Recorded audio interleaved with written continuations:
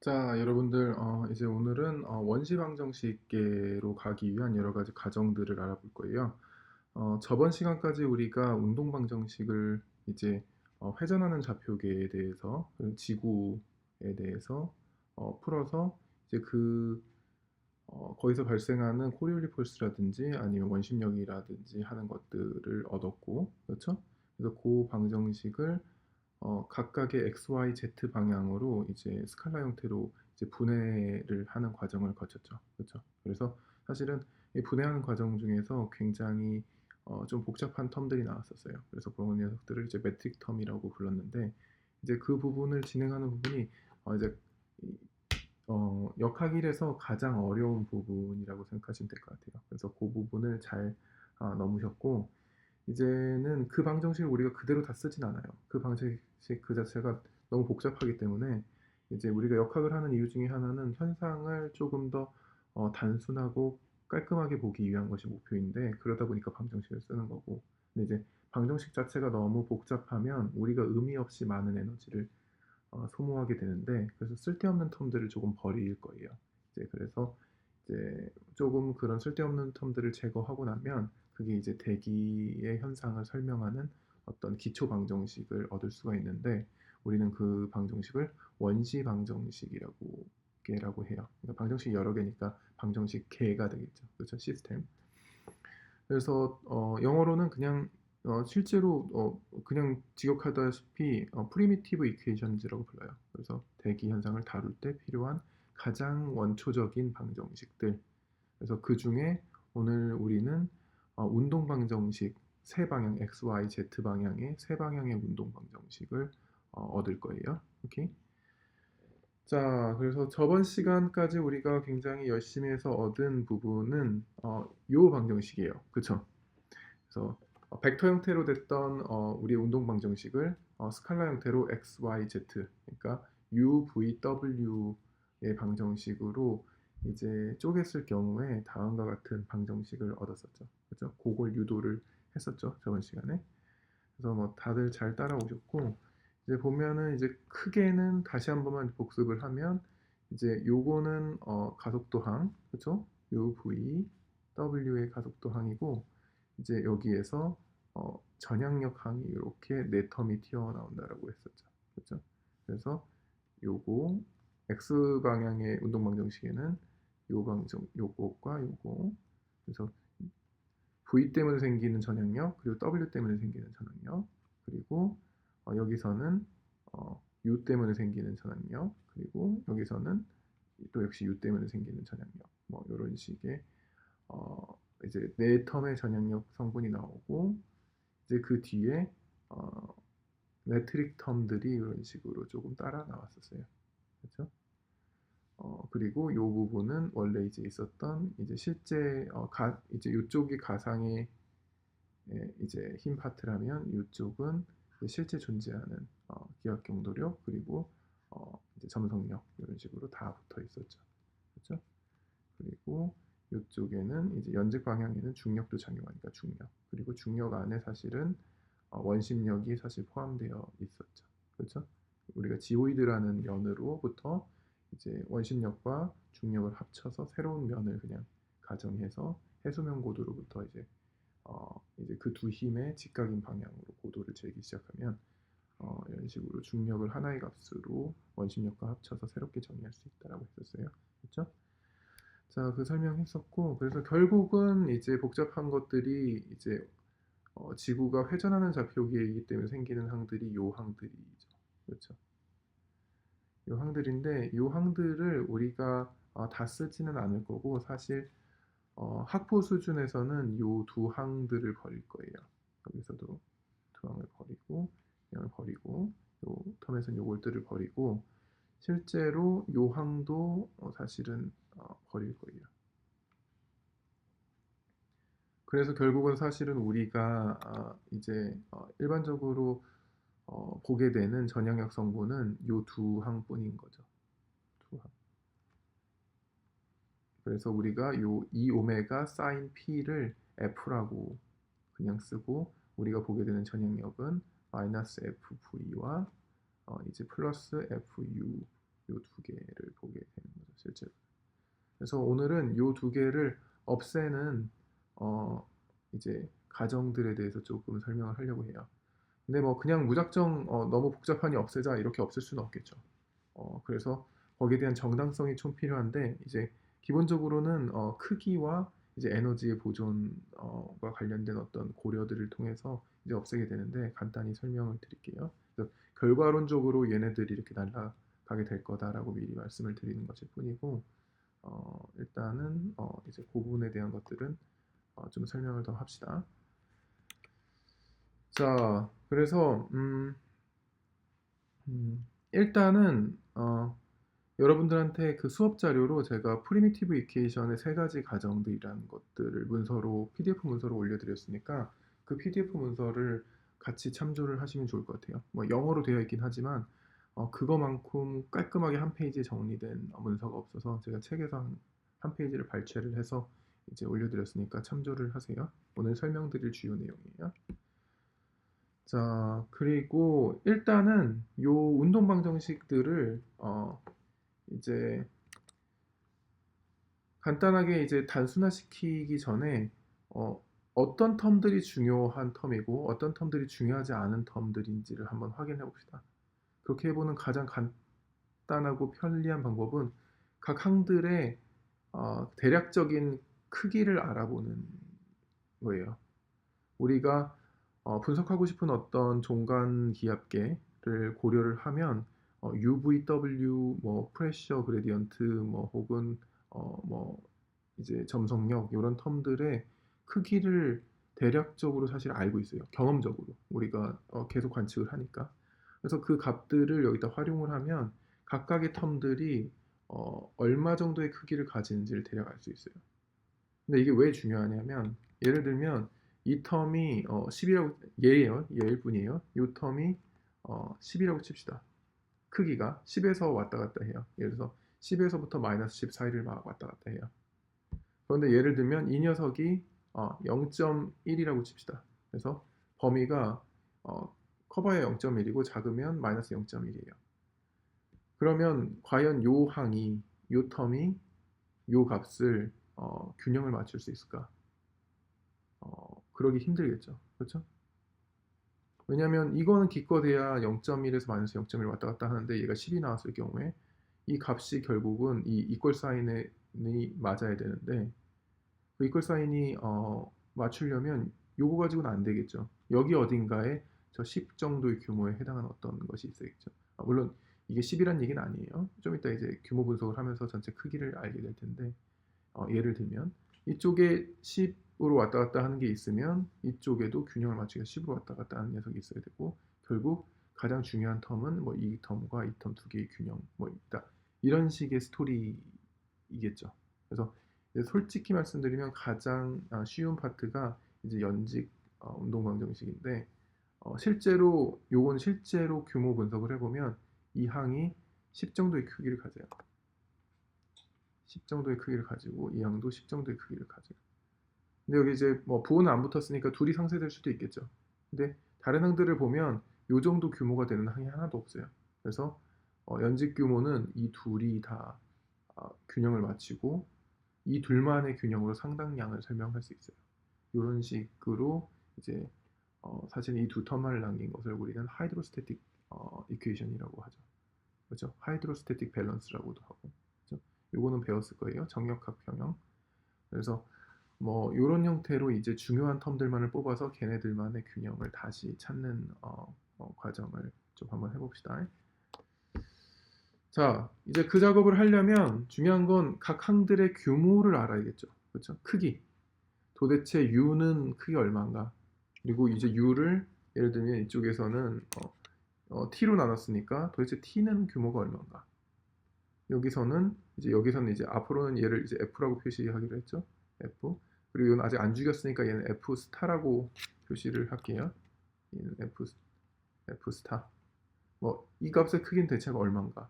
W는 값이 얼마인가? 뭐 R 값은 도대체 얼마 크기인가?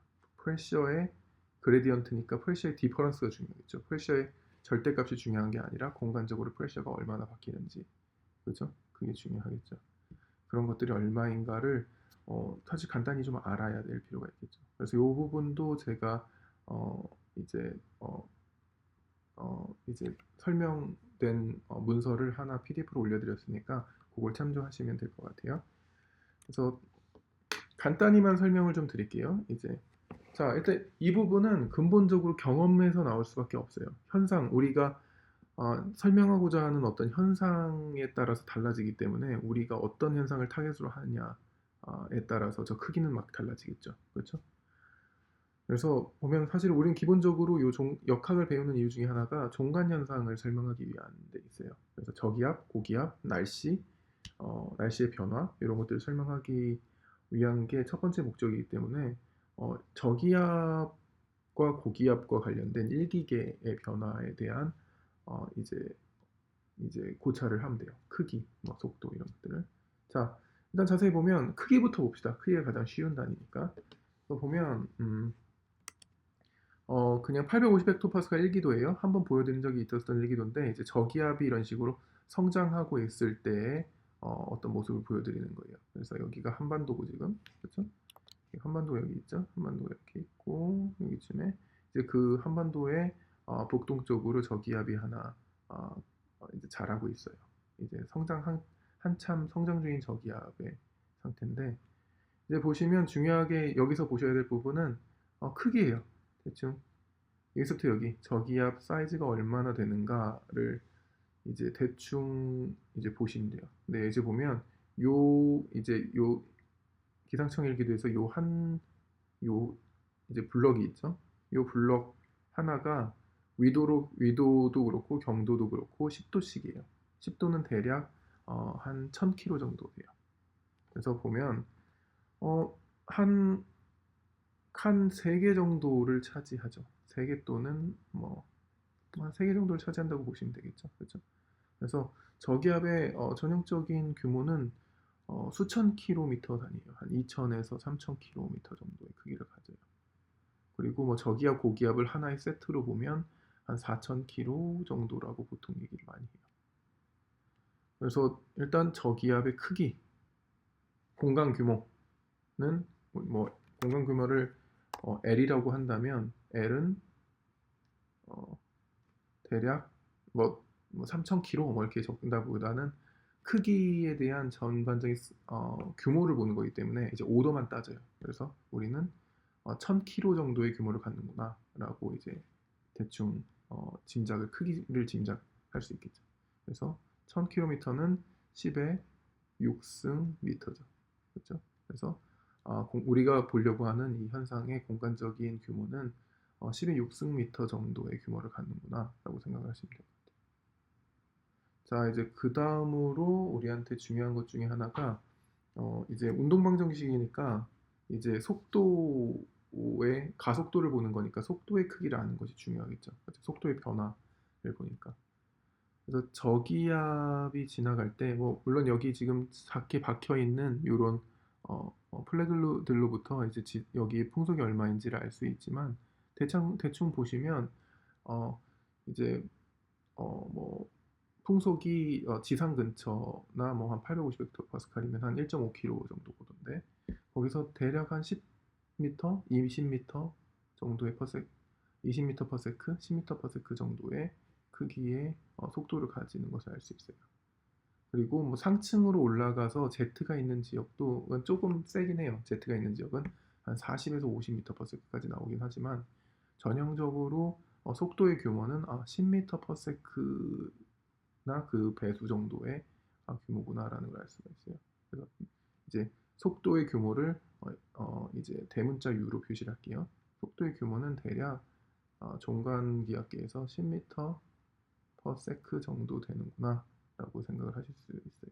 그리고 실제로도 저 종간 저기압이 이제 뭐 풍속과 정관 저기압의 이동 속도는 다른 얘기이긴 하지만 사실 저 종간 저기압도 10m per sec 정도의 속도로 움직여요. 그래서 하루에 1000km 정도가 그 정도인데 이제 1000km 정도를 움직이죠.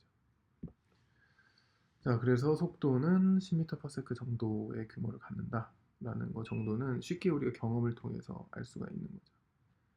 자, 그러고 나면 속도랑 거리를 알았으니까 시간 스케일을 우리가 알 수 있게 돼요. 왜냐? 속도는 거리를 시간으로 나누는 거죠. 그렇죠? 그래서 u는 사실은 어, 이제 거리를 시간으로 나눈 것이기 때문에, 그러면 이로부터 유추할 수 있는 시간 스케일은 어, 대략 뭐 느는 사실은 적합한 표현은 아니겠네요. 느는 적합한 표현은 아니고 규모니까 느는 같다라는 뜻이고, 이제 유사하다 규모가 뭐 이렇게 쓸게요. 이게 더 정확한 표현이 되겠네요. 이렇게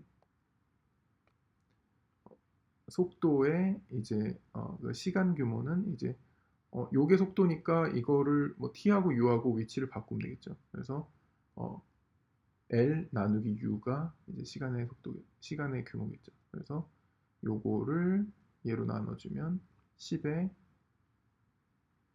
5승 세크가 나오죠. 잘 안 나오네요. 요거 색깔 바꿀게요. 10의 5승 세크 정도가 나와요. 그래서 10의 5승 세크면은 어, 뭐 대략 하루 정도 되죠. 그렇죠? 그러니까 하루가 86,400초거든요. 근데 이제 이거는 10만 초니까 대략 하루 정도라고 생각하시면 될 것 같아요. 그래서 이제 하루에 뭐 이제 저기압이 자기 규모 정도 움직인다라고 이제 생각을 할 수가 있는 거죠. 요게 우리가 기본적으로 예로부터 이제 우리가 일기도와 관측 혹은 경험을 통해서 알 수 있는 어떤 스케일. 자, 뭐 근데 요런 스케일들을 이제 조금 더 확장을 해서 찾아보면 이제 조금 더 많은 값들을 알 수가 있게 되는데, 그 값들을 조금 설명을 드릴게요. 이건 없애고. 자, 다음 장에 그래서 요 스케일들을, 시냅틱 스케일을 이제 홀튼 책에 사실 나와 있는데 요 부분을 쫙 정리를 해놨는데 하나하나씩 볼게요. 자, 보시면 아까 설명한 대로 수평 방향의 속도의 스케일은 10m/s 정도의 규모를 가지고, 그게 뭐 어, 이제 수평 동서 방향이든 남북 방향이든 이제 비슷한 정도의 스케일을 지상 근처나 혹은 500 정도까지도 뭐 갖는다고 생각하실 수 있어요. 그래서 10m/s 정도의 스케일을 가지고 아주 정확한 값이 아니라 규모만 얘기하는 거예요. 그렇죠? 그리고 근데 W는 기본적으로 수평 바람하고 조금 다른 스케일 같죠. 연직류가 막 10m/s씩 나는 지는 않잖아요. 여러분들 실제로 봐도. 그렇죠? 그래서 종간 규모에서 사실은 연직류의 스케일은 cm/s 정도 돼요. 그래서 1cm/s, 그러니까 정확히 1cm라는 게 아니라 대략 1cm, 2cm 그 정도에 왔다 갔다 하는 규모라는 거죠. 그래서 종관적인 저기압에 의한 상승 기류는 실제로 한 1cm, 뭐 많아야 한 3, 4cm/s 정도 유도가 되고, 정말 이제 잡열 방출이 많아서 비가 많이 내려서 잡열이 많이 방출돼서 활발한 대류가 있을 때 한 10cm/s, 20cm/s 정도가 나오는데, 그건 이제 종간 규모보다 더 작은 스케일, 이제 중규모 현상이 가미되면서 나오는 것이기 때문에 일반적으로 종간 저기압과 관련된 속도는 1cm/s라고 알려져 있어요. 그래서 이 부분은 사실은 경험적으로 이제 기억하고 계셔야 되는 부분이긴 해요. 하지만 뭐 일단은 알고 계시면 좋을 것 같고, 랭스 스케일은 1000km 정도, 수평 방향의 랭스 스케일이 1000km 정도 된다 그랬죠? 그래서 그렇게 생각하시면 되고, 근데 연직 방향은 지구는 또 다르죠. 그렇죠? 지구의 대기는 대륙권이 대략 12km 정도 되거든요. 중위도에서 12에서 14km 정도 되는데, 그렇다는 얘기는 뭐 저기압 현상 같은 거는 성층권까지 안 넘어가니까 대륙권의 두께 정도가 연직 스케일이 되겠죠. 그래서 10km라고 생각을 하면 10의 4승 미터 정도라고 생각을 할 수 있을 것 같아요. 그렇죠? 자, 그리고 이제 여기는 이제 프레셔의 스케일이라기보다는 왜 앞에 델타가 붙었냐면 프레셔의 공간 변화 스케일을 얘기하는 거예요. 오케이? 그래서 수평 방향으로 프레셔가 얼마나 변하는가라는 얘기를 하는 거고, 수평 방향의 프레셔는 여러분들이 일기도를 보면 사실 쉽게 알 수 있어요. 저기압하고 고기압의 이제 기압차를 보면 대충 알 수 있어요. 그래서 저기압하고 고기압 차이 나봐야 한 사실은 10헥토파스칼 진짜 많이 나도 20헥토파스칼 정도밖에 차이 안 나요. 그래서 뭐 고기압이 뭐 1015 헥토파스칼인데 저기압 지역 보면 뭐 995 뭐 이 정도밖에 안 돼요. 그래서 결국은 프레셔의 이제 수평 방향의 변화량은 대략 10에 10헥토파스칼 정도의 규모다. 근데 헥토파스칼은 헥토가 100이잖아요. 그러니까 10에 3승 파스칼 정도의 규모로 바뀐다라고 생각을 하시면 될 것 같아요. 일기도에서 자주 보는 거죠. 그리고 밀도는 사실 이제 대륙권에서 대략 1 kg per 미터 세제곱 값을 갖기 때문에 밀도는 대략 어, 이제 오도로 따지면 1 kg per 미터 3승의 값을 가져요. 오케이. 그리고 이제 이 둘을 이렇게 나눠주면 뭐 나눠주면 오더는 그대로 10의 이제 10의 3승이겠죠. 근데 이제 단위를 좀 확인할 필요가 있는데 이제 파스칼은 뭐였죠? 기본적으로 MKS 단위로 다 바꿔주면 이 변환이 쉽다 그랬죠. 그래서 파스칼을 킬로그램 퍼 미터 3승으로 나눠줘야 돼요. 좀 복잡해 보이지만 사실 그렇게 복잡하지 않아요. 파스칼은 뭐죠? 뉴튼, 그렇죠? 뉴튼 퍼 미터 제곱이죠. 그렇죠? 단위 면적당 힘이니까 이게 파스칼이고 뉴튼은 뭐였죠? 뉴튼은 킬로그램 미터 퍼 세크 제곱이죠. 그렇죠? 왜냐하면 뉴튼은 힘의 단위니까 중력 생각하면 되겠죠. 그렇죠? 중력. 그래서 mg 생각하면 중력 생각하면 이제 mg니까 m은 킬로그램이고 g는 중력 가속도 미터 퍼 세크 제곱. 그래서 뉴턴의 단위는 킬로그램 미터 퍼 세크 제곱이에요. 그래서 결국은 요거를 미터 제곱으로 나눠주는 거니까 그렇죠? 그래서 파스칼은 결국은 뭐냐? 여기로 가져갈게요. 파스칼은 킬로그램 퍼 세크 제곱 미터겠죠. 그렇죠? 그리고 그거를 다시 얘로 나눠주는 거죠. 그렇죠? 조금 복잡해 보이긴 하지만 계산하고 나면 별로 안 복잡해요. 킬로그램 퍼 미터 3승으로 나눠주게 되죠. 결국에는 킬로그램 없어지고 미터 3승 이쪽으로 올라가겠죠. 여기는 미터랑 하나 없어지고 결국은 미터 제곱 퍼 세크 제곱이 돼요. 그래서 요 두 개, 그러니까 로분의 델타 P는 이제 여기서 미터 제곱 퍼 세크 제곱이 나오는 이유가 뭐 이런 계산을 통해서 나왔다고 생각하시면 돼요. 그리고 오더는 10의 3승 정도를 갖는다 라고 생각하시면 되겠죠. 오케이. 자, 그리고 요거는 이제 L을 U로 나눈 게 아까 타임 스케일이라고 그랬죠. T라고도 많이 쓰는데 타임 스케일하고 유사한데 타임 스케일은 10의 5승 세크 대략 하루 정도 된다 라고 생각하시면 될 것 같고 이제 그 다음에 중요한 게 이제 F 코리올리스 파라미터였죠. 이 오메가 사인 P인데 이제 이 오메가는 이제 뭐 오메가는 지구가 하루에 대략 한 바퀴 도니까 이제 2파이를 86,400초로 나눈 거겠죠. 그래서 뭐 조금 복잡하긴 하지만 대략 7 곱하기 10의 마이너스 5승 퍼 세크 정도의 오더를 가져요. 이렇게. 그래서 2를 곱하니까 1.4에 이제 1.4에 뭐 10의 마이너스 4승 이렇게 되고 근데 사인 P가 이제 1보다 살짝 작잖아요. 중위도 생각하면 이제 2분의 루트 뭐 2분의 루트이니까 대략 한 0.7 정도 되니까 두 개 사실 계산하면 1.4 곱하기 10의 마이너스 4승 퍼 세크고 그렇죠? 요게 대략 0.7 정도 되니까 대략 이 두 개 퉁쳐서 1 정도 나오겠죠. 그래서 결국은 대략 10의 마이너스 4승 퍼 세크 정도의 규모가 나와요. 그래서 코리올리스 파라미터 중위도에서 코리올리스 파라미터는 이제 대략 요 오도다 라고 생각하시면 될 것 같아요. 물론 위도에 따라서 좀 달라지겠죠. 왜냐면 사인 펑션이니까, 그렇죠? 하지만 이제 우리가 살고 있는 중위도에서는 대략 10의 마이너스 4승 퍼세크를 갖는다. 실제로 45 위도 45도에서 거의 이 값을 가져요. 우리나라보다는 조금 높은 위도이긴 하지만, 그래서 대략 10의 마이너스 4승 오더를 갖고, 이제 비스코시티 이제 V가 아니라 뮤인데, V가 아니라 이제 뉴인데 뉴. 이제 뉴는 10의 마이너스 5승, 굉장히 작은 값이에요.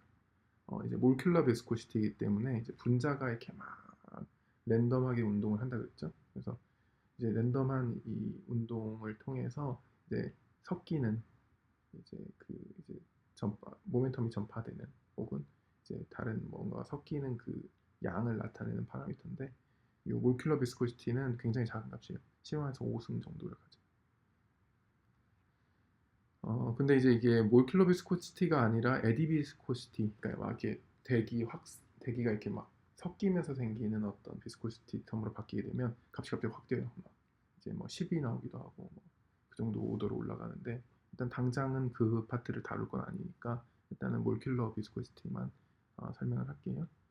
그리고 아까 뭐 이게 설명을 했긴 했지만 뭐 델타 P는 10의 3승 파스칼 정도 된다. 그리고 로로 귀찮으니까 로로 나눠주면 대략 이 정도 된다 라고 생각하시면 될 것 같아요.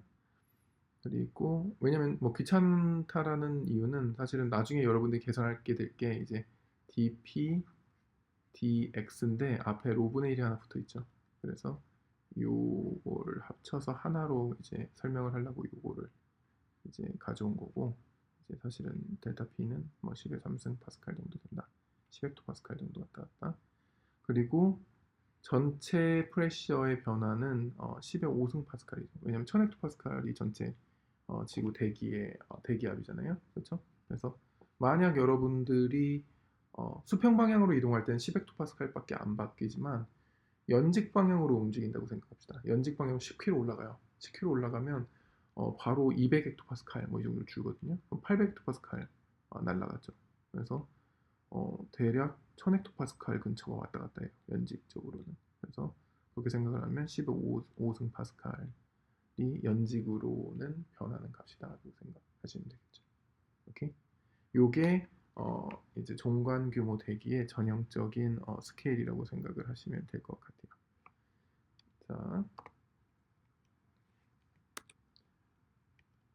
자, 그래서 우리가 하게 될 규모 분석은 기본적으로 요 항들을 그냥 정확한 값을 알겠다는 게 아니라 요 값들의 전반적인 크기만 한번 알아보겠다는 거예요. 이제 규모 분석이죠. 규모를 보겠다라는 건데,